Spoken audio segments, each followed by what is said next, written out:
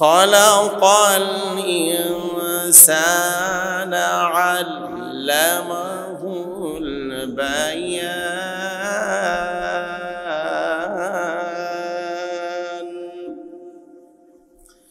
الشمس والقمر بحسبان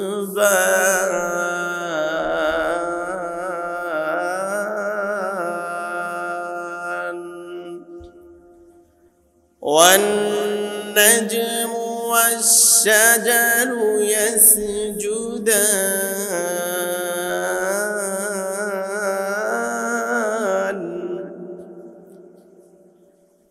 والسماء رفعها ووضع الميزان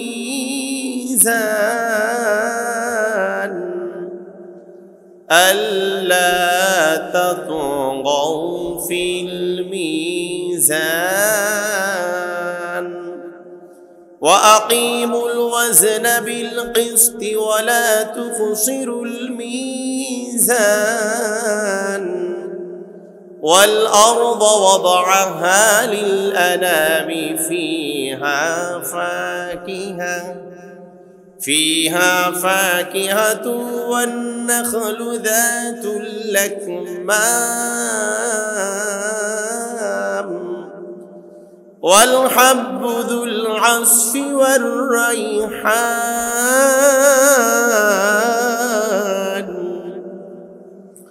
فبأي آلاء ربكما تكذبان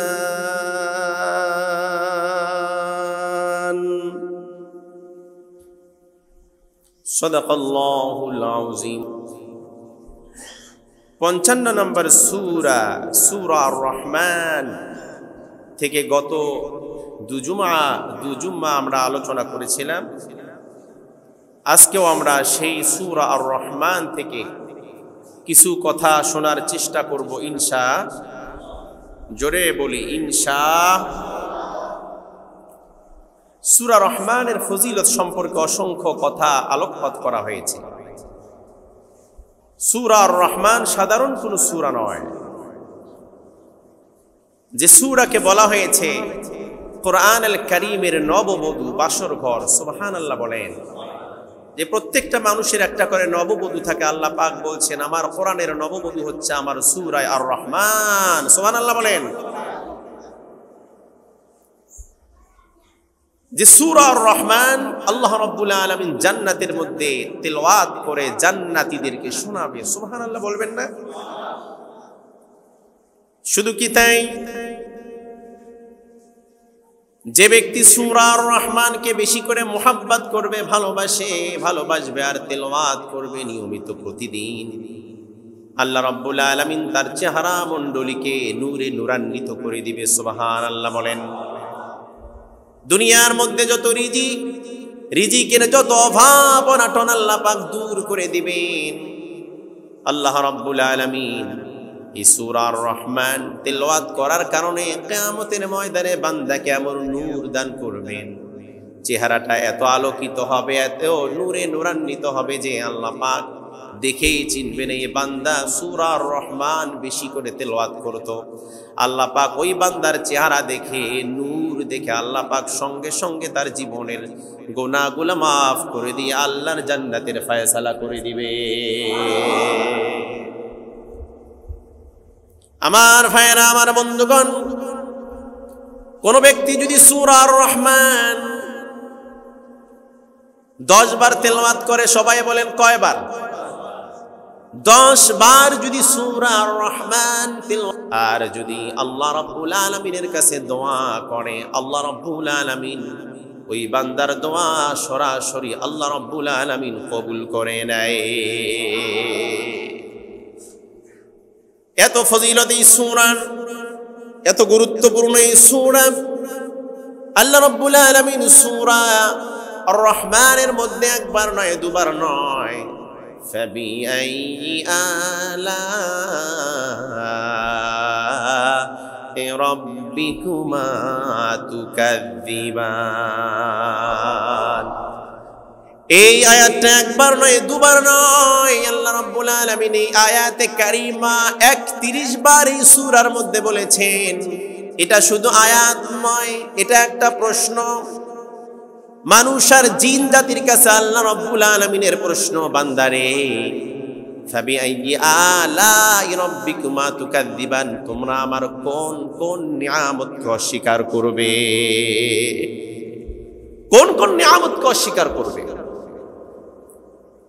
আমার ভাইয়েরা, আমার বন্ধুগণ, আল্লাহ পাক এত বেশি নিয়ামত আমাদেরকে দান করেছেন, একটা মুহূর্ত আল্লাহ পাকের নিয়ামত আমরা বাঁচতে পারবো? আমরা বাঁচতে পারবো না। আমার ভাইয়েরা, আমার বন্ধুগণ, সেজন্য সর্বহালতে সব সময় একজনের প্রশংসা করব, তিনি কে?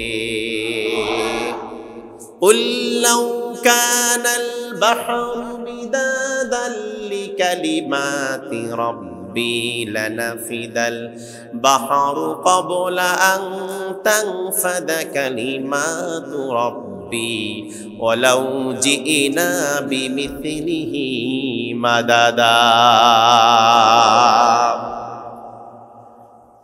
এই তামাম দুনিয়াটাকে যদি আল্লাহ রাব্বুল আলামিনের, এই তামাম জমিনটাকে যদি কোনো বান্দা কাগজ বানায়, আর তামাম পৃথিবীর সমস্ত বৃক্ষরাজিগুলা কেটে কেটে, গাছপালাগুলা কেটে কেটে যদি কলম বানায়, আর ওই সাগরের পানিগুলা, নদ নদীর পানিগুলা দিয়ে যদি কালি বানায়, আর একটা মানুষের দুনিয়া শুরু থেকে নিয়ে কিয়ামত পর্যন্ত যদি হায়াত দেয়, আর সেই ব্যক্তি যদি আল্লাহর নিয়ামতের প্রশংসা লিখতেই থাকে, লিখতেই থাকে, লিখতেই থাকে, একদিন সাগরের পানি নামক কালিগুলা শেষ হয়ে যাবে, একদিন জমিন নামক কাগজগুলা শেষ হয়ে যাবে, একদিন গাছ নামক কলমগুলা শেষ হয়ে যাবে, একদিন বান্দার জীবনের হায়াতগুলা পর্যন্ত শেষ হয়ে যাবে, কিন্তু আমার আল্লাহ রাব্বুল আলামিনের প্রশংসা লেখে শেষ করা যাবে না।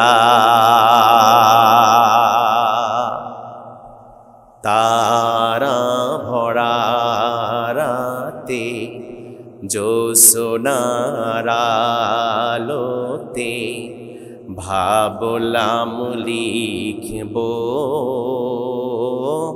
তব গুণগান। তুমি কত যে মহান,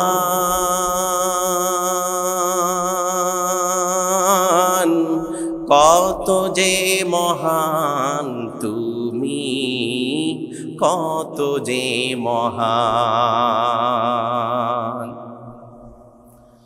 সাগরের পানি যদি কালি হয়, বৃক্ষরাজি যদি কলম হয়, সব কালি শেষ হবে, কলম ফুরিয়ে যাবে, সব কালি শেষ হবে, কলম ফুরিয়ে যাবে, শেষ হবে না লিখা তব নামে গান। কত যে মহান তুমি, কত যে মহান। কথা বলেন ঠিক কিনা? আমার ভাইয়েরা, আমার বন্ধুগণ, এই সূরা আর রহমানের মধ্যে আয়াতে কারিমা আছে ৭৮টি। সবাই বলেন কয়টি?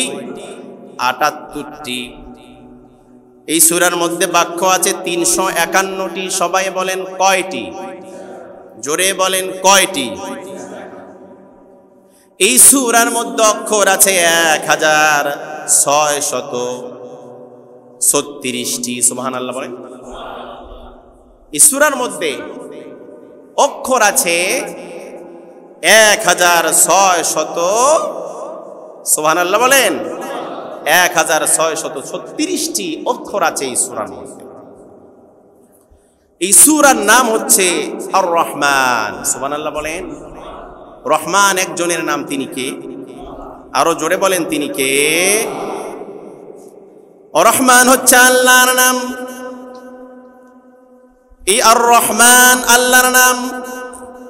আর এই রহমান নামই কেন সূরা নাজিল হলো? তদানীন্তন সময়ের কুরাইশ বংশের নেতারা আবু জেহেল, উতবা, শাইবা, ওলীদ ইবনে মুগীরা সহ বড় বড় কাফের বেঈমানেরা আল্লাহ রাব্বুল আলামিনের রহমান নামক নামটার সাথে তাদের পরিচিত ছিল না। রহমান যিনি দয়া করে, যিনি মায়া করে, যিনি বান্দাকে খাওয়ায়, লালন করে, পালন করে। কথা বলেন ঠিক কিনা? এই রহমান নাম সম্পর্কে তাদের কোনো ধারণা ছিল না। সেজন্য দয়াময় আল্লাহ রাব্বুল আলামিন এই সূরা রহমান নাজিল করে দিয়ে বান্দাদেরকে একটা ধারণা দিলেন, বান্দারে রহমান একজন, তিনি কে?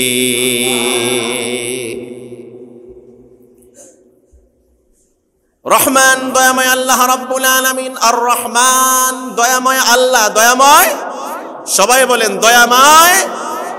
আল্লাহর দয়ার চাইতে আর কারো দয়া বেশি আছে নাকি আল্লাহর চাইতে?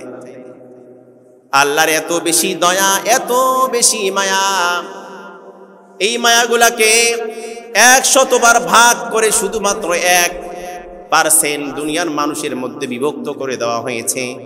মা, বাবা, ভাই বোন, আত্মীয় স্বজন, স্বামী, স্ত্রী, বন্ধু বান্ধব সবার কাছে ভাগ করে দেওয়া হয়েছে। যার কারণে মা সন্তানের জন্য পাগল পাড়া, স্বামী স্ত্রীর জন্য ব্যাকুল হয়ে যায়, সন্তানেরা বাবার জন্য ব্যাকুল হয়ে যায়, মায়ের জন্য ব্যাকুল হয়ে যায়। মোহাব্বত দিয়েছেন একজন, তিনি কে? আর 99 ভাগ মোহাব্বত, ভালোবাসা, দয়া, মায়া আল্লাহর কাছে আছে। তাহলে বলেন, বাবা মা, আত্মীয় স্বজন, ভাই বোন, বন্ধু বান্ধব, দুনিয়ার জাগতিক সম্পদের চাইতে, সব কিছুর চাইতে আল্লাহ পাক আমাদেরকে বেশি ভালোবাসেন না কম ভালোবাসেন? জোরে বলেন আল্লাহু আকবার। সেই দয়াময় আল্লাহ রাব্বুল আলামিন নাজিল করলেন সূরা রহমান। প্রথম নাম্বার আয়াত আর রহমান, দয়াময় আল্লাহ। আল্লাহ পাক তারপরে বলেন আল্লামাল কুরআন, যিনি শিক্ষা দিয়েছেন বান্দাকে কুরআন। সুবহানাল্লাহ, আসতে বলেন, জোরে বলেন তো আল্লাহু আকবার। আল্লাহ রাব্বুল আলামিন দ্বিতীয় নম্বর আয়াতের মধ্যে কেন বললেন, কেন কোরআনের কথা বললেন? আল্লামাল কোরআন, শিক্ষা দিয়েছেন কোরআন, এই কথাটা আল্লাহ পাক কেন বললেন? আল্লাহ পাক তো অন্য কথাও বলতে পারতেন। আসমানের নিচে, জমিনের উপরে একজন বান্দার জন্য যতগুলো নিয়ামত লাগে এবং যতগুলো নিয়ামত আমরা পেয়েছি, সব চাইতে বড় নিয়ামত, উৎকৃষ্ট নিয়ামত আল্লাহ রাব্বুল আলামিনের পক্ষ থেকে বান্দার কাছে উপহার স্বরূপ আল্লাহ পাক যে নিয়ামত দান করেছেন, সেই নিয়ামতের নাম হচ্ছে আল্লাহর কোরআন। আল্লামাল কোরআন, যিনি শিক্ষা দিয়েছেন বান্দাকে কোরআন। জোরে বলবেন না আল্লাহু আকবার। আল্লাহ রাব্বুল আলামিন আল্লামা বাক্য দিয়ে প্রথম সূচনা করেছেন। তার মানে আল্লাহ রাব্বুল আলামিন বুঝাইতে চান, হে দুনিয়ার মানুষেরা, তোমার কাছে মুহাম্মদ এই কোরআনের কথা বললেও কিন্তু কোরআনটা মুহাম্মাদের নয়, কোরআনটা কার? এই কোরআনের রচয়িতা, এই কোরআন রচনা করেছি আমি আল্লাহ রাব্বুল আলামিন। কাজে এই কোরআনের রচয়িতা হচ্ছে আমি আল্লাহ রাব্বুল আলামিন, মুহাম্মদ নন। কাজে এই কোরআন হচ্ছে আমি আল্লাহ রাব্বুল আলামিন দিয়েছি, এটা আমার কালাম, কালামুল্লাহ। কার কালাম? এই কোরআন হচ্ছে আল্লাহ রাব্বুল আলামিনের, এটা হচ্ছে আল্লাহ রাব্বুল আলামিনের কালাম। আল্লাহ পাক এই কোরআন নাজিল করে দিয়েছেন। তদানীন্তন সময়ে যখন আল্লাহ রাসূলের কাছে কোরআন নাজিল হয়েছিল, সাহাবা আজমাইনগণ যখন কোরআন শ্রবণ করেছিল, ওয়াইদা তুলিয়াত আলাইহিম আয়াতুহু যাদাতুহুম ঈমানাও ওয়া আলা রাব্বিহিম ইয়াতাওয়াক্কালুন। যখন তারা কোরআন শ্রবণ করত, তখন তাদের ঈমানটা বৃদ্ধি হয়ে যেত। ইমান অবিচল থাকতো, অটল থাকতো। শুধু তাই নয়, ইমানের পার্সেন্টেজ আরো বেড়ে যেত। সুবহানাল্লাহ বলবেন না? এই কোরআন শুধু তারা শ্রবণ করে নাই, ব্যক্তি জীবনে, পারিবারিক জীবনে, সামাজিক জীবনে, রাষ্ট্রীয় জীবনে তারা এই কোরআন দিয়ে পরিচালনা করেছে, কোরআনকে মান্য করেছে, কোরআন অনুযায়ী নিজের জীবন গঠন করেছে, আমল করেছে, যার কারণে আল্লাহ রাব্বুল আলামিন তাদের সম্মান আকাশচুম্বী বাড়ায় দিয়েছে। আল্লাহু আকবার বলেন। দুনিয়ার সমস্ত রাজা, বাদশা, টাকাওয়ালা, শিল্পপতি, ধনাঢ্যশীল, নেতা, নেত্রী সবাইকে যদি এক পাল্লায় রাখা হয়, আর আল্লাহ রাসূলের একজন সাহাবাকে যদি এক পাল্লায় রাখা হয়, আল্লাহ রাসূলের সাহাবার পাল্লাটাই ভারী হয়ে যাবে। সম্মান দিয়েছেন একজন, তিনি কে? কারণটা কি? কোরআনের জন্য। কারণ কি? কোরআনের জন্য। এই কোরআন মানুষকে সম্মান দেয়, আবার কোরআন মানুষকে অপদস্থ করে, অপমান করে। কথা বলেন ঠিক কিনা? তদানীন্তন সময়ে আল্লাহ রাসূলের জলিলুল কদর সাহাবা ওমর ইবনুল খাত্তাব রাদিয়াল্লাহু তাআলা আনহু, যার ব্যাপারে আল্লাহর নবী বলেছেন, লাউ কানা বাদি লাকানা ওমর, আমার পর যদি কোনো নবী আসতো, আল্লাহ পাক দুনিয়ার মধ্যে যদি কোনো নবী পাঠাতো, তাহলে আমার ওমরকে আল্লাহ রাব্বুল আলামিন নবী বানাইতো। যেহেতু আর খাতামুন নাবিয়্যিন লা নাবিয়্যা বাদি, আমি শেষ নবী, আমার পর আর কোনো নবী আসবে না, রাসূল আসবে না, সেজন্য ওমর নবুয়তি পাই নাই, নবী হন নাই। যদি হতো, যদি পাঠাইতো, তাহলে ওমরকে নবী বানাইতো। জোরে বলেন আল্লাহু আকবার। নবীর যতগুলো বৈশিষ্ট্য, যতগুলো গুণ, সব ওমরের মধ্যে আল্লাহ পাক দিয়েছিলেন। জোরে বলেন আল্লাহু আকবার। এই ওমরের জীবনে আপনারা শুনেছেন, আপনারা জানেন, হযরত ওমর রাদিয়াল্লাহু তাআলা আনহুর বোন ফাতিমা ঘরের মধ্যে দরওয়াজা লাগায় দিয়ে তার ভগ্নিপতি হযরতে সাঈদ রাদিয়াল্লাহু তাআলা আনহু আর তার বোন হযরতে ফাতিমা রাদিয়াল্লাহু তাআলা আনহা দুজনে গুনগুন করে কোরআনের তেলাওয়াত করে। আর এই দিকে হযরত ওমর শপথ গ্রহণ করেছে, তরবারি নিয়ে ঘোড়া হাঁকায় দিয়েছে আল্লাহ রাসূলের বাড়ির দিকে। কাফের বেঈমানদের মধ্যে ওয়াদাবদ্ধ হয়েছে ওমর রাদিয়াল্লাহু তাআলা আনহু যে আমি মুহাম্মদ, আমাদের ধর্মের বিপক্ষে কথা বলে, আমাদের ইসলামের বিপক্ষে মুহাম্মদ, আমাদের ধর্মের বিপক্ষে কথা বলে, আর ইসলামের বিপক্ষে কথা বলে, আমাদের হিন্দু ধর্মের বিপক্ষে কথা বলে, আমাদের মূর্তিদের বিপক্ষে কথা বলে। কাজে মুহাম্মদকে আর আস্ত রাখা যাবে না, আর বাসায় রাখা যাবে না। তোমাদের মধ্যে কে আছো মুহাম্মাদের কল্লা উড়াই দিতে পারবা? ওমর দাঁড়িয়ে গিয়েছে, বলছে হ্যাঁ আমি পারবো। সবাই বললেন বাহ বাহ, হ্যাঁ ওমর এটা তোমারই কাজ, তুমি সারা দ্বিতীয় আর কোনো কারো কাজ না। এরকম দুঃসাহস কারো হতে পারে না। হযরত ওমর রাদিয়াল্লাহু তাআলা আনহু নাংরায় তরবারি নিয়ে ঘোড়ার মধ্যে চড়ে ঘোড়াটা হাঁকায় দিয়েছে রাসূলুল্লাহর বাড়ির দিকে। পথের মধ্যে একজন সাহাবার সাথে দেখা, সাহাবা ডাক দিয়ে বলল, ওমর কই যাও? কেন এত অস্থিরতা, কেন এত বেকুল হয়ে দৌড় দিচ্ছ? ওমর তুমি কই যাও? ওমর রাদিয়াল্লাহু তাআলা আনহু বলল, তুমি কি জানো না আমাদের রাষ্ট্রের মধ্যে, আমাদের এলাকার মধ্যে একজন লোক আসছে যার নাম মুহাম্মদ। সে আমাদের ধর্মের বিপক্ষে কথা বলে, কোরআনের পক্ষে কথা বলে, ইসলামের পক্ষে কথা বলে। যারা আমাদের ধর্মের বিপক্ষে কথা বলে, ওই মুহাম্মাদের কল্লা নেওয়ার জন্য আমি যাচ্ছি, মুহাম্মাদের কল্লা উড়াই দেওয়ার জন্য যাচ্ছি। এবার পথের সাহাবা বলল, মুহাম্মাদের কল্লা কেন নিবা? যে মুহাম্মদ কোরআনের দাওয়াত দেয়, কালেমার দাওয়াত দেয়, ইসলামের দাওয়াত দেয়, সেজন্য মুহাম্মাদের কল্লা রাখবো না, মুহাম্মদকে দুখণ্ডিত করব। সাহাবা বলল, ওমর কার কল্লা নেওয়ার জন্য যাও? আগে ঘর ঠিক করো, তারপর মুহাম্মাদের কল্লা নাও। সঙ্গে সঙ্গে ব্রেনের মধ্যে আঘাত করেছে। কি বলো, ঘর কিসের ঠিক করা? আমার ঘরের মধ্যে কি হয়েছে? তুমি কি জানো না ওই কোরআনের সবক তোমার বোন নিয়েছে, তোমার ভগ্নিপতি নিয়েছে। তোমার বাড়ির মধ্যে নিয়মিত কোরআন তেলাওয়াত হয়, তোমার বাড়ির মানুষ তো কালেমা পড়ে মুসলমান হয়েছে।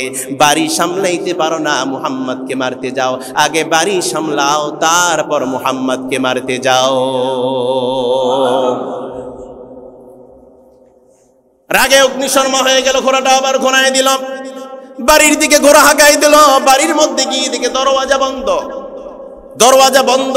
ঘরের ভিতর থেকে গুনগুন করে কোরআনের তেলাওয়াতের আওয়াজ আসে। ওমর রাদিয়াল্লাহু তাআলা আনহুর রাগ আরো জ্বলে গিয়েছে। এবার ঘরের দরওয়াজার মধ্যে আঘাত করেছে। বোন তাড়াতাড়ি দরওয়াজা খোল, দরওয়াজা যদি না খোলো, দরওয়াজা ভেঙে ঘরের মধ্যে ঢুকে তোমাদেরকে হত্যা করতে বাধ্য হব, তাড়াতাড়ি দরওয়াজা খোল। ওমরের গর্জন শুনে তার ভগ্নিপতি হযরতে সাঈদ পালিয়ে গেল, লুকায়ে গেল। ওমরের যেমন সাহস, যেমন ভাই তেমন বোন, বোনেরও সাহস কম না বেশি? জোরে বলেন আল্লাহু আকবার। কারণ বোনের ভিতর তো আরো সাহসটা বেশি, কারণ বোনের ভিতরে ইমানের নূর আছে, কোরআনের আলো আছে, কোরআনের একটা পাওয়ার আছে নাকি নাই? বোন বলল, ভাই দাঁড়াও, দরওয়াজা ভাঙতে হবে না, আমি কোনো চোর নই, ডাকাত নই, দরওয়াজা ভেঙে আমাকে মারতে হবে না। কত মারার সাহস, কত মারতে চাও, দরওয়াজা খুলে দিচ্ছে, আমাকে মারো। দরওয়াজা খুলে দেওয়া হলো।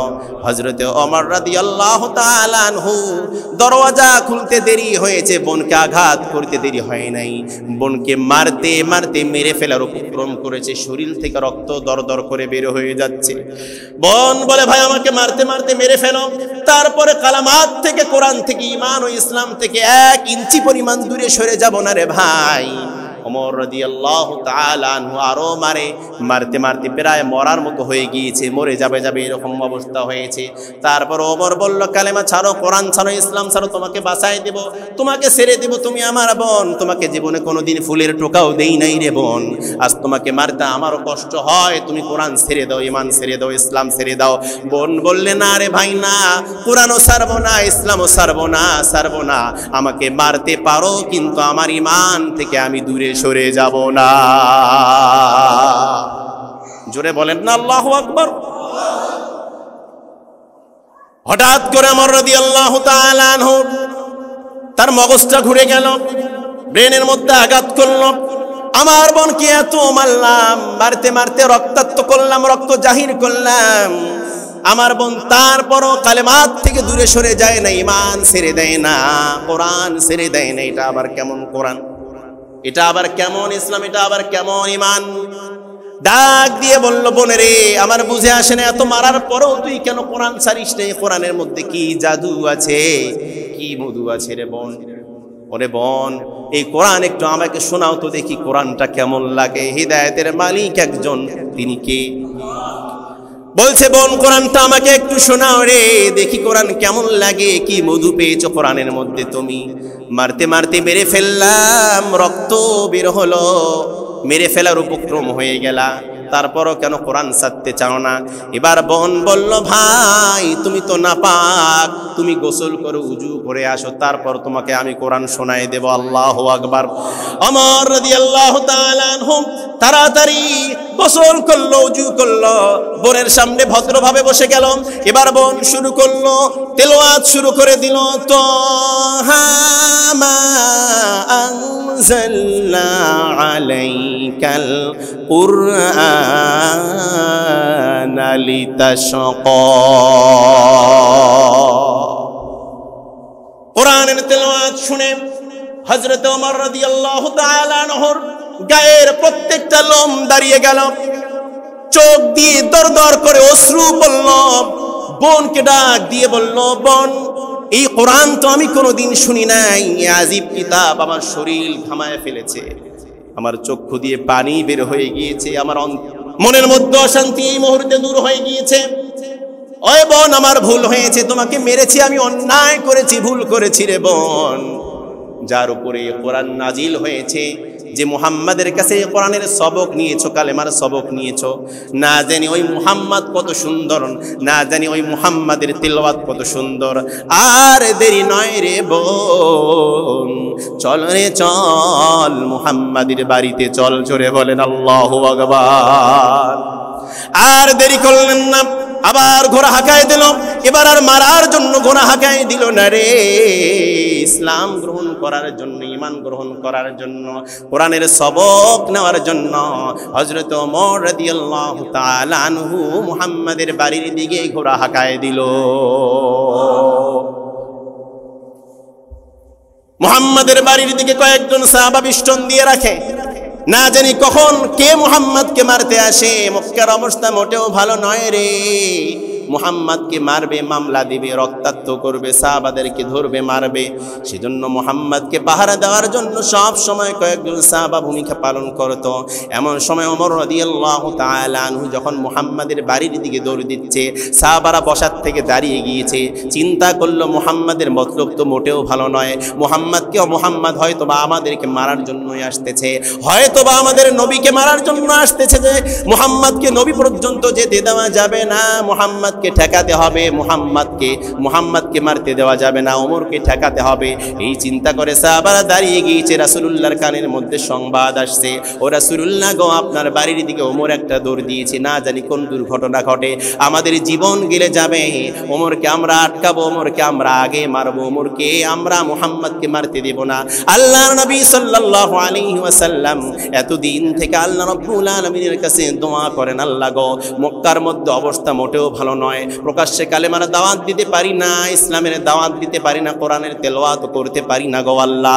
মক্কার অবস্থা মোটেও ভালো নয়, একটা শক্তি আমার দরকার গো আল্লাহ। এই মক্কার মধ্যে দুইজন বিখ্যাত পালোয়ান আছে, দুইজন নেতা আছে, একজন হচ্ছে ওমর আর একজন হচ্ছে আবু জেহেল। ও আল্লাহ, দুজনের মধ্যে একজনকে ইসলামের জন্য কবুল করো, গ্রহণ করো আল্লাহ, আমার দোয়া কবুল করো। একজনকে হিদায়াত দিয়ে আমার পক্ষে তাদেরকে দিয়ে দাও, একজনকে যদি আমার পক্ষে দিয়ে দাও তাহলে আমার সাহস হবে, হিম্মত হবে, প্রকাশ্যে আমি কালেমার দাওয়াত দিয়ে দেব। আল্লাহ রাব্বুল আলামিন মুহাম্মাদের দোয়া কবুল করেছে। ওমর রাদিয়াল্লাহু তাআলা আনহু যখন মুহাম্মাদের বাড়ির দিকে যখন আসছে, মুহাম্মদ সাহাবাদেরকে ডাক দিয়ে বলল, সাহাবারা, আরে চিন্তা করো না, আমার মনে হয় মুহাম্মদকে মারার জন্য নয়, তোমাকে অ্যাটাক করার জন্য নয়, ওমর আসতেছে আমার হাতে হাত দিয়ে কালেমা পড়ে মুসলমান হওয়ার জন্য। হযরত ওমর রাদিয়াল্লাহু তাআলা আনহু ঘোড়ার থেকে নামলো তরবারি নিয়ে। ইতিমধ্যে মুহাম্মদ সাল্লাল্লাহু আলাইহি ওয়াসাল্লাম এলান করে দিয়েছে যে না, সাহাবারা, ওমরের গায়ের মধ্যে আঘাত করা যাবে না। এমন সময় ওমর রাদিয়াল্লাহু তাআলা আনহু মুহাম্মাদের দরবারে গেল, যে তরবারি দিয়ে মুহাম্মদকে মারত, ওই তরবারিটা সঙ্গে সঙ্গে মুহাম্মদ সাল্লাল্লাহু আলাইহি ওয়াসাল্লামের পায়ের মধ্যে বিছায়ে দিয়েছে, হাতটা ধরেছে, পা জোরে ধরেছে, আর বলছে, ইয়া রাসূলুল্লাহ, ইয়া হাবিবাল্লাহ, আমি বড় অন্যায় করেছি, আমি বড় ভুল করেছি গো মুহাম্মদ, একটু আগে আপনাকে মারার জন্য আসছিলাম, আমার বোনের কণ্ঠে তেলাওয়াত শুনে আমার অন্তরটা শীতল হয়ে গিয়েছে, আমার কলিজা ভরে গিয়েছে, আমার চোখ দিয়ে দরদর করে পানি পড়েছে, আপনাকে মারতে আসছিলাম, এটা তো বড় বেয়াদবি হয়েছে, চরম বেয়াদবি। ইয়া রাসূলুল্লাহ, ইয়া হাবিবাল্লাহ, আমাকে মাফ করে দেন, আমাকে পড়ায় দেন লা ইলাহা ইল্লাল্লাহু মুহাম্মাদুর রাসূলুল্লাহ। জোরে বলেন লিল্লাহে তাকবীর। হযরত ওমর রাদিয়াল্লাহু তাআলা আনহু ইসলাম গ্রহণ করলো, মক্কার চিত্র পাল্টে গেল। আর মুহাম্মদ সাল্লাল্লাহু আলাইহি ওয়াসাল্লামকে ডাক দিয়ে বলল, হে মুহাম্মদ, আপনি কি সত্য নন যে হ্যাঁ আমি সত্য? আপনার কোরআন কি সত্য নয় যে হ্যাঁ আমার কোরআনও সত্য, আল্লাহর কোরআনও সত্য? কালেমা কি সত্য নয় যে হ্যাঁ আল্লাহর কালেমাও যদি সত্য? যদি আপনি নবী সত্য হন, যদি কালেমা সত্য হয়, যদি কোরআন সত্য হয়, কেন আমরা ঘরের ভিতরে বসে থাকবো? চলেন আমরা এই কোরআনের দাওয়াত, ইসলামের দাওয়াত, কালেমার দাওয়াত নিয়ে মক্কার মধ্যে বেরিয়ে পড়ি। জোরে বলেন আল্লাহু আকবার। মক্কার আঙ্গিনায় প্রথম যে ব্যক্তি তাকবীর দিয়েছিল, এই ব্যক্তি ওমর ইবনুল খাত্তাব রাদিয়াল্লাহু তাআলা। কয়েকজন সাহাবাকে পিছনে নিয়ে, মুহাম্মদকে মাঝখানে নিয়ে, সামনে নেতৃত্ব দিয়ে ওমর রাদিয়াল্লাহু তাআলা আনহু কাবার চত্বরে গিয়ে আল্লাহু আকবার প্রকম্পিত করেছে, আল্লাহু আকবার ধ্বনি দিয়ে প্রকম্পিত করেছে। কাফের বেঈমানেরা ঘরের দরওয়াজা খুলে দিয়েছে, জানালা খুলে দিয়েছে, এমন গর্জন কেড়ে দেয়, কলিজার মধ্যে গর্জন লাগে। কাল্লা ভিতর থেকে জানালা দিয়ে বের করে উকি মেরে দেখে আর কেউ নয়, এমন গর্জন দিয়ে তাকবীর দেয় একজন, তিনি হচ্ছে ওমর। আর এলান করে গেল, কার এমন দুঃসাহস আছে এই কালেমার বিপক্ষে অবস্থান নিবা, এই কোরআনের বিপক্ষে অবস্থান নিবা, ইসলামের বিপক্ষে অবস্থান নিবা, নবী মুহাম্মাদের বিপক্ষে অবস্থান নিবা? আসো আসো, সন্তানের কাছ থেকে বিদায় নিয়ে আসো, স্ত্রীর কাছ থেকে বিদায় নিয়ে আসো, মা বাবার কাছ থেকে বিদায় নিয়ে আসো। আমি ওমর যেহেতু ইসলামের পক্ষ নিয়েছি, ইসলাম গ্রহণ করেছি, কালেমা পড়েছি, ইমানদার হয়েছি, কোরআনের পক্ষে যেহেতু অবস্থান নিয়েছি, আসো, কার দুঃসাহস আছে আমার সামনে আসো। আমার সামনে আসতে দেরি হবে, কল্লা উড়াই দিতে দেরি হবে না। যে ওমর মুহাম্মাদের কল্লা নেওয়ার জন্য গিয়েছিল, এই কোরআন দিয়ে ওমর রাদিয়াল্লাহু তাআলা আনহু ইসলাম গ্রহণ করলেন, ঈমান গ্রহণ করে কোরআনের পক্ষে চলে গেলেন, বেঈমানদের বিপক্ষে চলে গেলেন। কথা বলেন ঠিক কিনা? আজ পৃথিবীর বুকে একজন ওমরের দরকার, একজন ওমরের দরকার। একজন ওমর নাই জন্য পৃথিবীর মধ্যে মুসলমানরা আজকে শিয়ালের জাত, বিড়ালের জাত হয়েছে। কথা বলেন ঠিক কিনা? আমার ভাইয়েরা, আমার বন্ধুগণ, আলোচনা করলে আলোচনা শেষ হবে না। আর রহমান আল্লামাল কোরআন, ওই রহমান দয়াময় আল্লাহ আমাদেরকে শিক্ষা দিয়েছেন কোরআন। কথা বলবেন ঠিক কিনা? তাহলে এই কোরআন শেখার দরকার আছে নাকি নাই? সবাই বলেন, আরো জোরে বলেন, কোরআন শিক্ষা করার দরকার আছে না নাই?